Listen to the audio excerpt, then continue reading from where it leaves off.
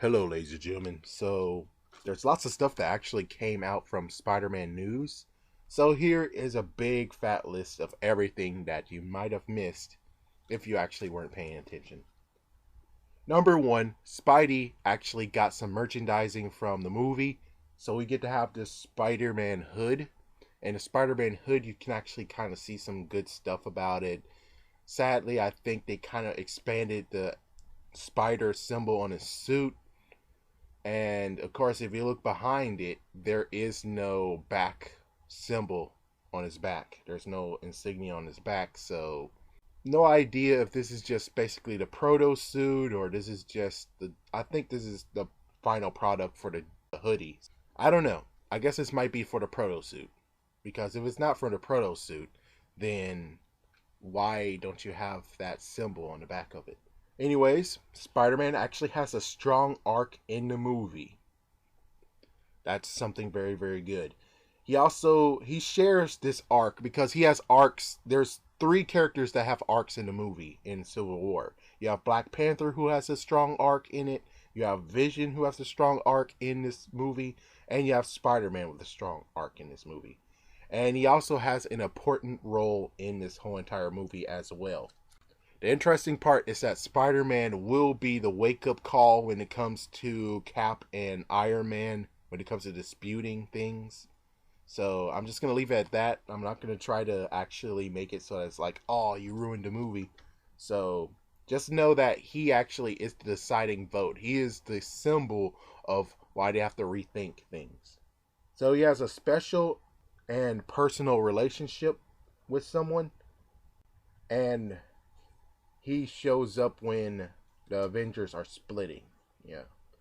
Not only that, but one thing that's very, very cool to note is that not only Spider-Man goes against Baron Zemo, but he actually goes toe-to-toe too with Crossbones. So Crossbones actually gets to fight Spider-Man.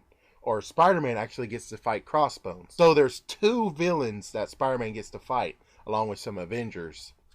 And this is the last one. So Geek.com actually says Spider-Man actually might team up with the Red and Gold team. So for those, I'm just going to say that instead of actually saying whose team it is, so you guys can get a gist of who he actually chose. And what's even interesting is that he actually looked up to Iron Man. Oh, sorry, ruined it. Anyways, he actually looks up to Iron Man, and he most likely was 5 or 6 years old when it comes to the first movie. Which, let's think about it. So, he's 15 this year, so he started in 2001. Which, seriously, please make it November 2nd. Yeah, so if he's born in November 2nd, that means that they can actually nod to the first Spider-Man movie. Please do it. Please do it. So that means that he was 15, 16. Yeah, he's 15.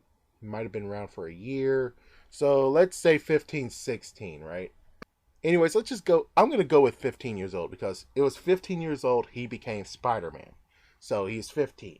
So it looks like for comic book cast over there, he might have accidentally messed up his count. Because from what I can see, that means that he was 7 years old when Iron Man actually showed up. Either way, he looks up to Iron Man. He most likely had all the toys of Iron Man, or at least one toy. He would be crazy that he actually is the kid in Iron Man 2.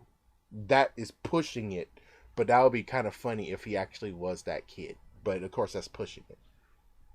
And of course, Tony, yeah, we already talked about this like way before. The fact that there's going to be a school that Tony Stark funds, and he actually looks for brilliant young men. Well, actually, brilliant men and women, young men and women.